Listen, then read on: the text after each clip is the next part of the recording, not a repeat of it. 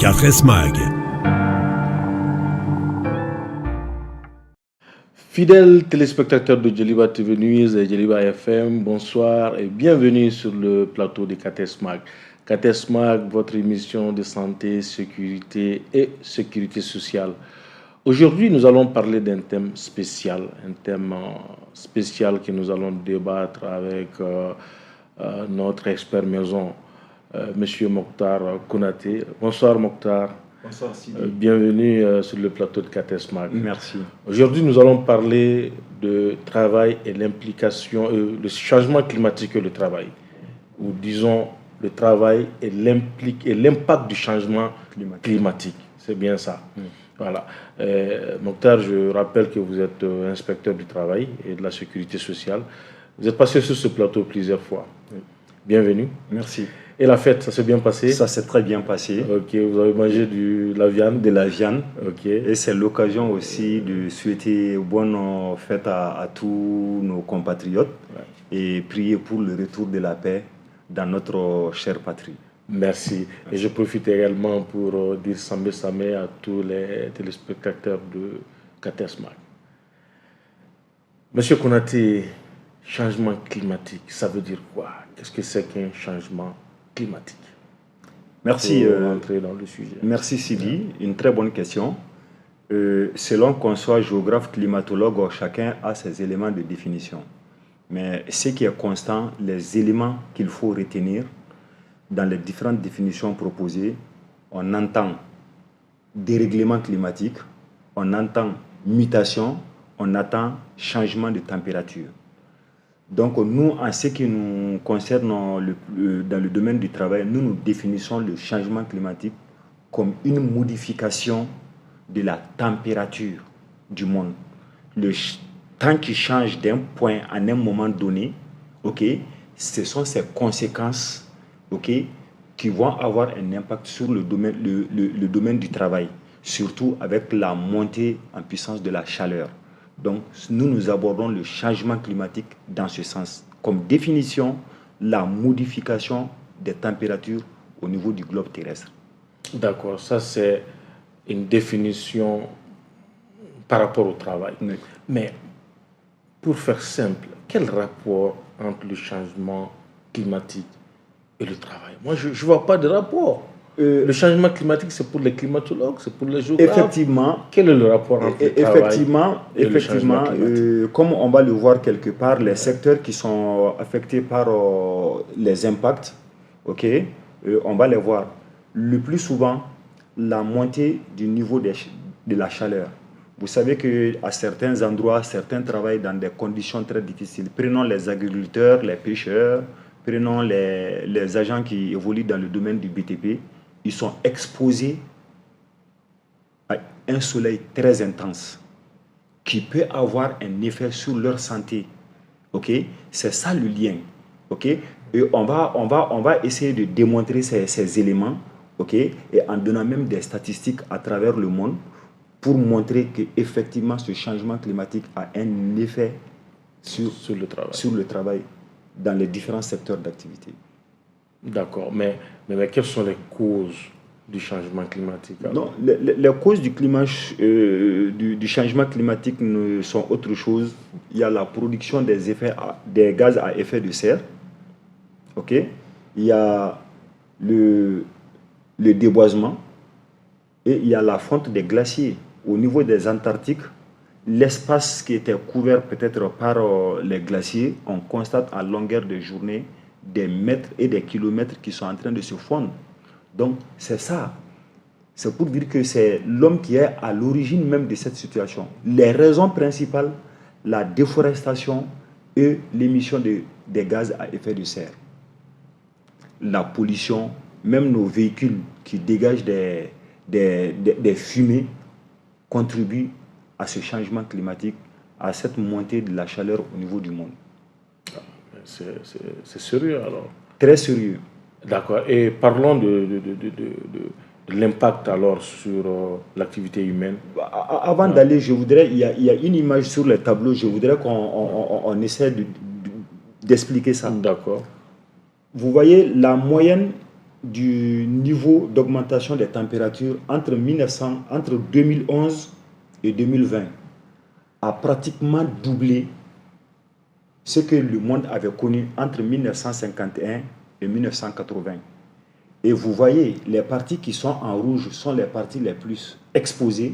Les parties qui sont un peu en fonction de couleur un peu marron, ça c'est les zones qui sont moins touchées.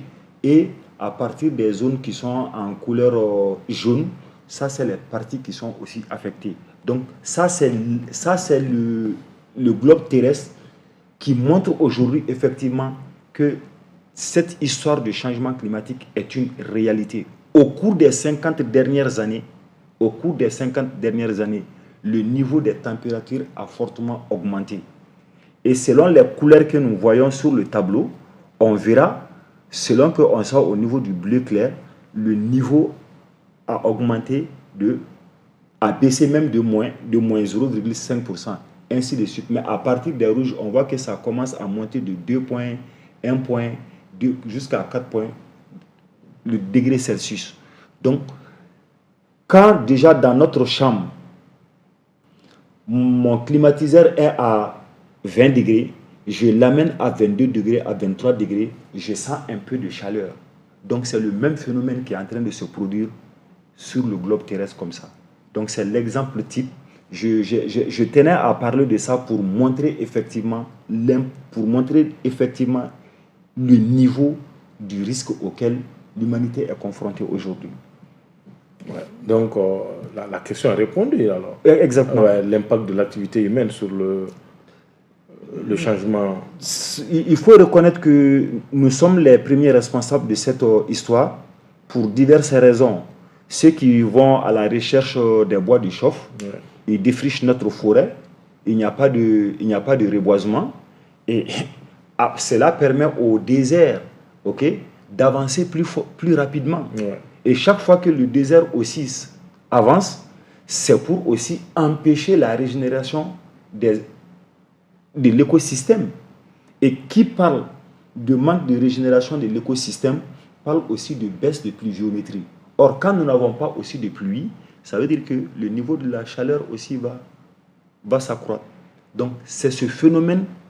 Il faut que nous prenions conscience que c'est notre activité. D'autres aussi, pas seulement le défrichement, on a dit les gaz à effet de serre, nos congélateurs, nos réfrigérateurs, nos véhicules, qui contribuent à la pollution de l'air, tout ça, ça constitue des facteurs. Et aussi, si nous venons dans les grandes villes, nous défrichons de grands espaces pour construire des immeubles, mais il n'y a pas. Donc, à tout point de vue, en avant comme en arrière, l'homme est au centre. Ouais. L'homme est à la base de ce changement climatique. Ouais. Et les conséquences sont visibles. Les conséquences sont visibles. On essaie de voir un peu... les 2 dernières années au Mali, il n'y a pratiquement pas de pluie. Exactement. Le niveau de la pluviométrie a beaucoup baissé. Effectivement. Ouais. Et c'est inquiétant. Si nous prenons même cette année, je pense qu'il y a des localités du Mali qui ont même atteint 50 degrés. Certains en parlent jusqu'à 49-50 degrés parfois dans la région de Caï. Moi, je suis au centre du Mali. Il ne serait-ce qu'au cours des 15 derniers, les 2 dernières semaines, nous avons subi un niveau de canicule sans précédent. Sans précédent. Parce que nous sommes dans une zone désertique où il n'y a pas d'arbres, même en ville, il n'y a pas d'arbres. Donc, ça nous expose. Donc, c'est incontestable. Même quelqu'un qui n'a pas été à l'école, qui ne connaît aucune notion de climatologie, déjà en sortant le matin pour aller au travail et revenir, le soleil qui nous tape, on s'en rend compte qu'effectivement, il y a un changement, il y a un dérèglement climatique qui est là. Ouais. Et M. Konaté, le changement climatique crée de nouveaux emplois tels que la fabrication, l'installation et la maintenance des équipements solaires. Est-ce qu'il y en a d'autres que je n'ai pas cités? Il y a beaucoup d'emplois qui sont liés au changement climatique. D'accord. Par exemple, au Mali aujourd'hui, de plus en plus, nous constatons des ONG qui viennent au Mali, mais qui se sont spécialisées un peu dans le reboisement, la plantation d'arbres dans des zones un peu désertiques et sahéliennes. Ça crée des milliers d'emplois. Et au niveau des BTP, il y a de nouvelles techniques aussi de construction qu'on est en train de mettre en place avec des briques latéritiques qu'on est en train de développer de plus. Au Mali, ça existait depuis 1960 avec une usine qui était à Bako Djikoroni, à Djikoroni Para, qu'on avait délaissé. Mais aujourd'hui, ça commence à prendre de l'ampleur. Mais aussi au niveau du transport. Récemment, on a vu un opérateur économique, un homme d'affaires malien, qui a même amené des taxis qui vont fonctionner sur de l'électrique. Donc tout ça, ce sont des domaines qui sont concernés par la création d'activités du fait du changement climatique. Certes, le changement climatique a ses côtés négatifs, ça a ses avantages. Mais en ce qui nous concerne, nous, c'est le côté négatif sur lequel il faut communiquer beaucoup plus pour éviter de grands problèmes à l'humanité et surtout aux travailleurs, au monde du travail. Ouais, c'est exact, monsieur Konaté. Mais je crois qu'on a parlé un peu des effets. Mais quels sont les effets négatifs du changement climatique sur la santé et la sécurité au travail, particulièrement? Comme on l'a dit, le changement climatique, la montée des températures. Qui parle de montée des températures, c'est la chaleur. Imaginez que nous sommes dans un pays qui évolue, 80% de l'effectif se trouve dans le domaine de l'agriculture, commerce, surtout dans le secteur informel, l'élevage, la pêche. Donc ces gens sont exposés à un niveau de soleil très élevé. Et qui parle de l'exposition au soleil parle aussi de l'émission de rayons ultraviolets qui peuvent affecter la peau humaine. Ça peut créer des maladies de peau, comme ça peut aboutir à des cancers. Donc, c'est ça, c'est ce côté qu'on veut mettre en avant. Et surtout les travailleurs qui sont aussi dans les BTP. Ils travaillent avec des produits. Avec cette forte chaleur, les produits avec lesquels ils travaillent, ces produits peuvent se décomposer. Et ça va entraîner une pollution de l'air et ils vont inhaler ces produits qui peuvent affecter leur santé. Si nous partons au niveau du transport, mais les pneus des véhicules, après un long trajet pendant un certain temps, en pleine course, les pneus peuvent s'éclater et entraîner plusieurs morts d'hommes, y compris le chauffeur et son apprenti qui sont des travailleurs. Donc, c'est pour vous dire que la chose, quand on regarde le changement climatique, on se dit que ça n'a pas d'effet sur le monde du travail. Mais en réalité, le monde du travail est le secteur le plus concerné par ce changement. Parce que même si je ne travaille pas pour quelqu'un d'autre, le fait d'aller dans mon propre champ et être exposé, nous, en tant qu'inspecteurs du travail, nous n'excluons pas le travailleur du secteur privé du travailleur indépendant. Pour nous, tout le monde est travailleur. Le commerçant qui est au marché, avec les coupures intempestives de courant que nous avons dans notre pays, allez-y au marché rose. Il y a tellement de monde que même dans les boutiques là, avec les espaces confinés, on n'a pas assez d'air. Ça nous expose à de la chaleur. Donc ça, c'est pour dire que à tous les niveaux, la montée de la chaleur, ça a un impact direct sur le travailleur. Qu'il soit travailleur privé, qu'il soit fonctionnaire, qu'il soit travailleur indépendant, tout le monde.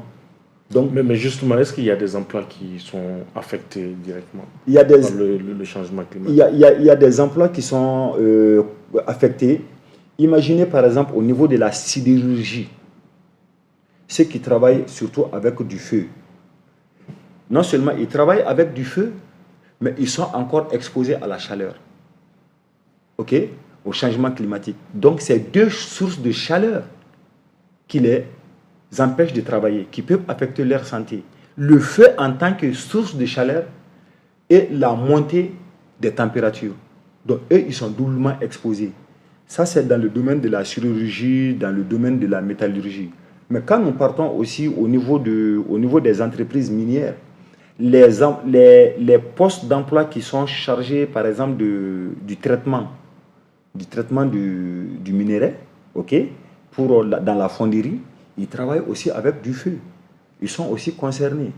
Mais le secteur le plus concerné, c'est toute activité qui se mène sous le soleil directement. L'agriculture.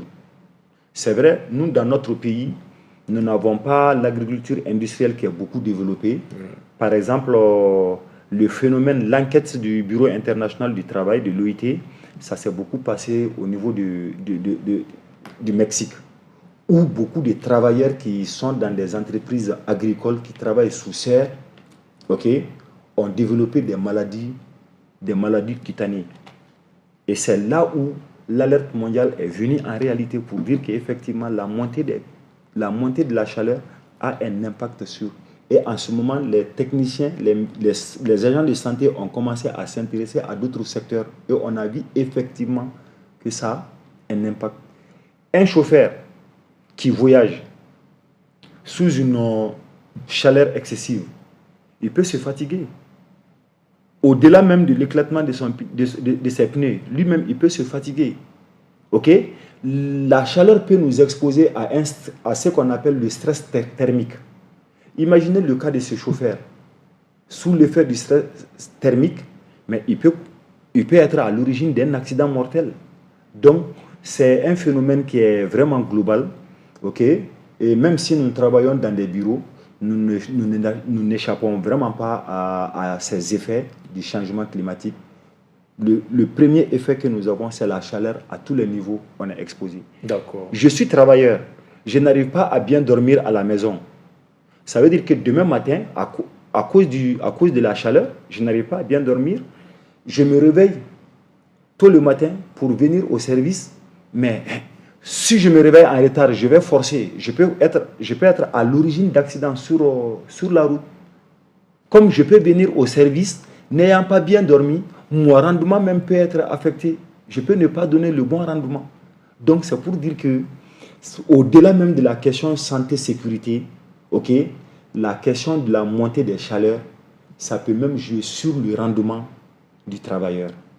C'est ce que je voulais mettre en avant. D'accord, justement. Merci. Est-ce qu'il y a des statistiques qui existent Il y a des statistiques au changement climatique. Il y a des statistiques au niveau mondial. Mondial, exactement. Au niveau mondial, il y a des statistiques. Ouais.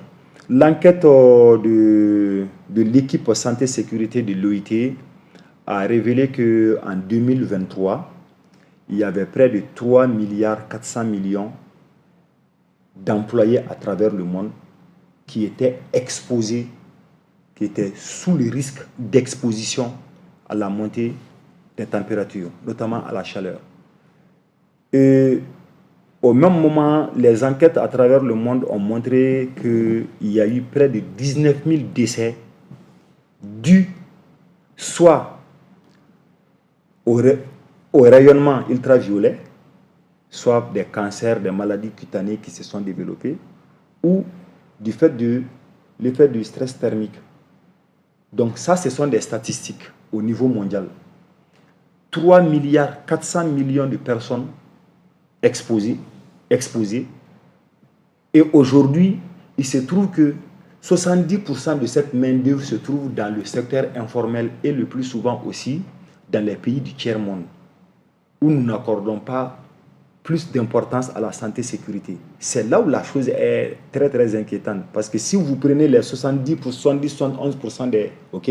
nous avoisinons déjà les 2 milliards 400 millions. Ouais. Ça veut dire que 6 sur les 3,4 milliards de travailleurs qui sont sous le risque d'exposition, et que déjà 70% de ce chiffre, 2,4 milliards à peu près, se trouvent dans le pays du tiers-monde qui n'ont pas des politiques de santé-sécurité développées dans les pays. Ça veut dire qu'il y a une bonne partie des travailleurs du monde qui sont sous les risques de maladies dues à l'effet du changement climatique. C'est là où la chose est très très inquiétante. Au Mali, par exemple, je sais que dans le domaine de l'agriculture, il y a plus de 3 millions, 5 millions de personnes qui vivent de l'agriculture. Mais on n'a aucune statistique aujourd'hui par rapport à ça. C'est une manière pour tout un chacun de prendre conscience que le même problème qui existe ailleurs, si le problème a été décelé au Mexique, vers Bangladesh, ainsi de suite, ça nous concerne aussi. Aujourd'hui, nous ne pouvons pas dire combien de Maliens, combien de travailleurs au Mali se trouvent exposés à ce phénomène. Monsieur Konaté, au niveau africain et au niveau national, est-ce que le problème est pris au sérieux? Le problème est pris au sérieux parce que cette année, j'ai même vu qu'au niveau de la conférence de l'OIT, tout a été fait pour que l'ensemble des pays africains puissent participer à la conférence. Et il y a beaucoup de pays africains qui ont participé. Bon, je ne suis pas dans le domaine politique. Je vois que dans le domaine de la santé-sécurité, la Tunisie, le Maroc, la Côte d'Ivoire, l'Afrique du Sud, le Sénégal, le Cameroun, ont beaucoup d'experts qui ont participé à ces travaux au niveau de l'OIT. Ils ont contribué. Et aujourd'hui, on est en train de mettre en Afrique des pôles qui vont se charger de la communication, de la sensibilisation et de la formation des gens par rapport à ça. Donc nous, aujourd'hui, au Mali, peut-être il y a quelques inspecteurs du travail, quelques médecins du travail, et surtout, vous, en tant qu'homme de la presse qui vous intéressez à ces choses, nous sommes en train de prendre petit à petit conscience du danger de ce phénomène. Et Inch'Allah, je pense que ça portera fruit dans les jours, dans les années à venir. Inch'Allah. Merci. Monsieur Konaté, il y avait une image tout à l'heure. Je vais demander à la régie d'afficher la photo. Oui. Voilà. Et vous avez un commentaire à ce niveau? Je vois qu'il y a des parties rouges. La partie rouge, vous voyez qu'en ce qui nous... la partie rouge, ça, c'est les zones qui sont vraiment concernées, touchées par les changements climatiques. Ouais. Et vous voyez, si vous regardez la carte de l'Afrique, là où le Mali se trouve, vous allez voir que les régions nord sont beaucoup plus... En réalité, le Mali est concerné, mais les régions à partir du centre pour aller vers le Grand Nord sont les parties les plus concernées. Vers le sud, ça va beaucoup, ça va, mais le risque est là. Si on n'évite pas la déforestation, le sud, la région de Kaye, les régions de Sikasso aussi seront concernées bientôt. Donc, quand vous voyez la partie en fond rouge là, ça veut dire que le niveau est extrême. Le niveau est très très extrême. D'accord. Ouais. Monsieur Konaté, quel est le rôle de l'employeur, mais aussi le travailleur dans le changement climatique? Parce que c'est une affaire de tous. Hein. C'est une affaire de tous, je suis d'accord. Pas seulement étatique. Effectivement. Je pense que tout le monde doit s'impliquer. Donc, en tant qu'inspecteur du travail, quel doit être le rôle de l'employeur et du travailleur par rapport au changement climatique? Quand nous sommes dans le domaine des industries, le rôle des employeurs et des travailleurs, ça doit être de minimiser l'émission des gaz. Les travailleurs aussi doivent comprendre que l'activité qu'ils sont en train de faire pour leur subsistance, ils ne doivent pas contribuer à dégrader l'écosystème. Parce qu'à long terme, c'est lui-même son avenir qui est en jeu. Ça, c'est un aspect qui me paraît très, très capital. Moi, au Mali, je vois des gens qui vont à la recherche des bois de chauffe. Mais pourquoi ils ne reboisent pas? Parce que si je peux avoir du bois de chauffe aujourd'hui à 1 km de mon village, à force de déforester, viendra un moment où je vais aller jusqu'à 10 km. Bien sûr, c'est ce qui se passe. C'est ce qui se passe. Oui. Mais pourtant, la partie que j'avais défrichée, si j'avais planté, peut-être, au lieu d'aller à 10 km, peut-être que j'allais partir à 10 km plus loin, 2 années, 3 ans après, j'allais revenir au même niveau. Donc, c'est pour dire que c'est un cas de conscience. Nous qui sommes en train de contribuer à la dégradation de l'écosystème, nous devons être les premiers à trouver des solutions locales. Il ne faut pas attendre tout de l'État. Il ne faut pas attendre tout des autorités communales. Il ne faut pas attendre tout des pouvoirs publics. nous avons des actions que nous pouvons mener. Si chacun, chaque forestier, comme on appelle les agents les agents qui partent pour les bois de chauffe, là, à la recherche de bois de chauffe, si chacun se permettait même sur un espace de 100 mètres, planter une vingtaine d'arbres, ok, à long terme, ça aura son importance. Mais nous défrichons tout, on ne reboise pas. Mais M. Konaté, qu'est-ce qui nous empêche d'aller vers le gaz, je crois qu'il y a d'autres, vers l'énergie renouvelable tout simplement. C'est vrai que dans un pays, parler du développement, notre standing de vie, on n'est pas arrivé là, oui. Mais je pense qu'il faut y penser, quoi. Je pense que depuis un certain temps, ouais, les autorités sont en train de mettre l'accent sur l'utilisation des gaz. Je pense par exemple aux travaux de recherche un peu qui se passent vers Bouraké-Bougou, où nous avons peut-être l'un des meilleurs gaz au monde. Ok. Maintenant, ce n'est pas seulement l'utilisation industrielle qu'il faut, même si on peut les utiliser à domicile, ok. Mais pour cela, il faudrait quand même qu'on voit un peu les coûts, parce que le Malien moyen n'a vraiment pas la possibilité de dire que je vais faire 6 heures de cuisine avec du gaz. Okay? Donc je pense que ce sont ces petits détails qu'il faut revoir au niveau supérieur, okay? Au niveau des politiques. Et moi j'ai confiance que dans les années à venir, nous allons développer l'utilisation des gaz. Même aujourd'hui, le solaire, ok? Le solaire même, on peut faire la cuisson avec le soleil. Quand moi j'étais gosse, je me souvenais encore des projets qui existaient, qui parlaient de foyers améliorés, tout. Ouais. Ok. Donc les guacoulous sabas, tout, qui diminuent exactement. Donc je pense que ce sont des choses aussi auxquelles nous pouvons revenir. Ok. Maintenant, à un certain niveau industriel, ok, vraiment mettre. Moi, je ne peux pas comprendre aujourd'hui que dans nos boulangeries encore, qu'on fasse la cuisson avec du bois. Ça consomme trop de bois. Mais si on met une politique nationale sur place, qu'on subventionne le gaz et que ces unités puissent fonctionner avec ces gaz-là, ça peut sauver un peu nos forêts. C'est un rêve ou c'est réalisable? Pour moi, c'est réalisable. Ouais. Pour moi, le rêve, tout ce qui vient à l'esprit humain, ouais, si l'on s'y met de bonne foi, ensemble, je pense qu'on peut réussir. Mais justement, par rapport à l'émission des gaz à effet de serre, est-ce que les autorités ne doivent pas revoir un peu les vieux véhicules de l'Europe qui rentrent vers chez nous?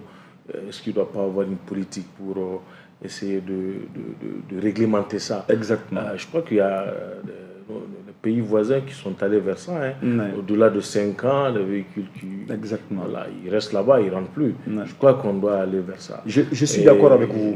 Je sais que vous avez un mot à passer. Non, je suis d'accord avec vous. Ouais. Moi, je trouve écœurant de voir que dans des pays limitrophes, qu'au-delà de 5 ans, que l'importation de véhicules, ok, soit interdite. Et que chez nous, ça continue, chez nous. À être reversé chez nous. À être reversé chez nous. Et tout de suite, vous étiez en train de me parler du cas de la politique de l'Union européenne à l'horizon 2035, où pratiquement les véhicules seront électriques, des véhicules électriques. Okay?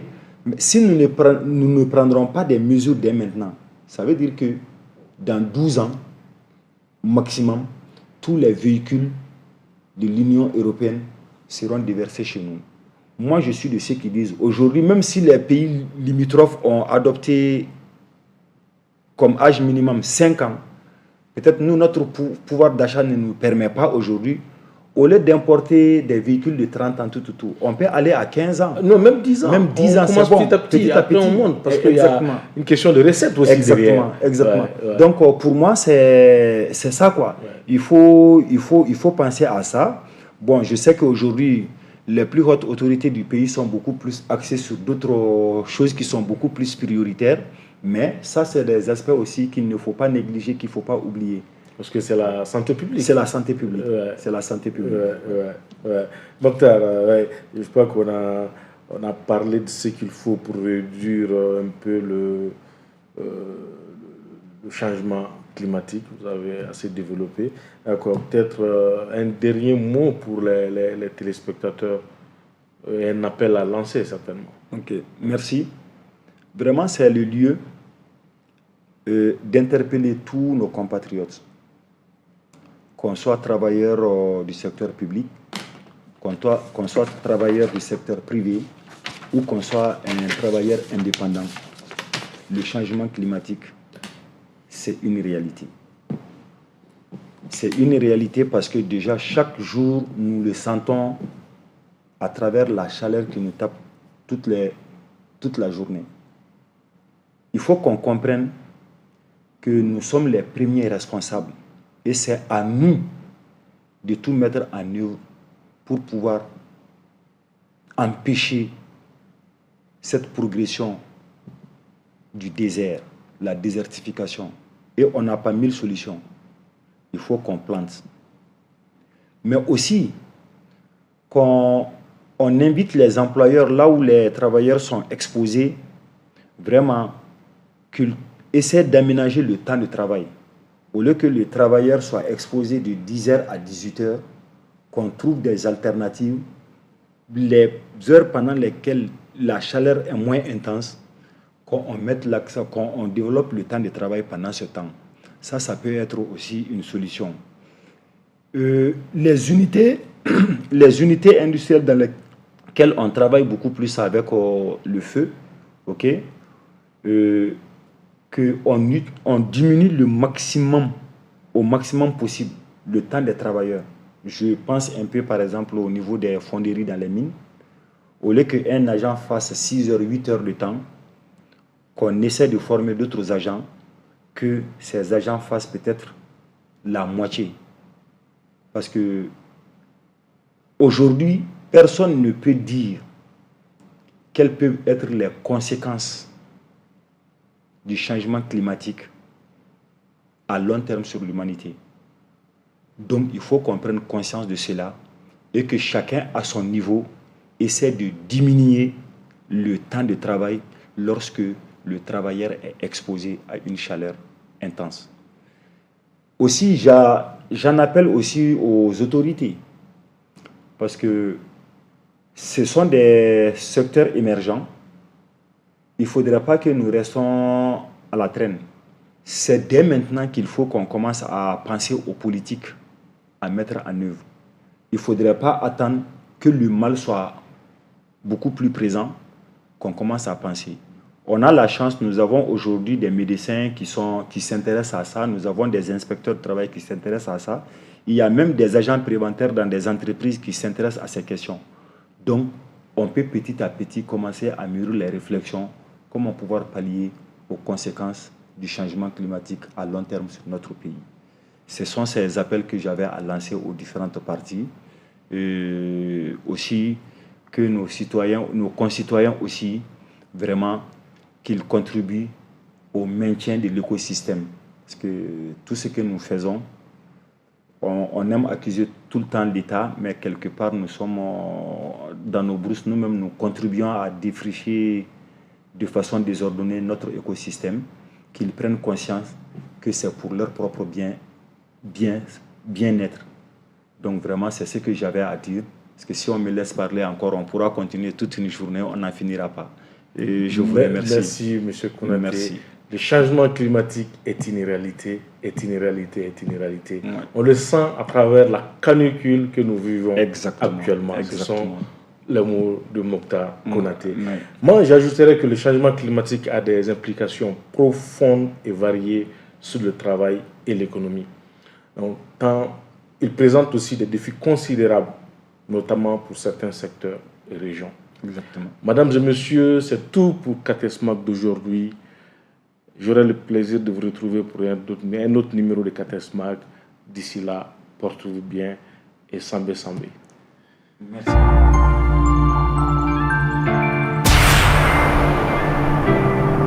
KTSMAG.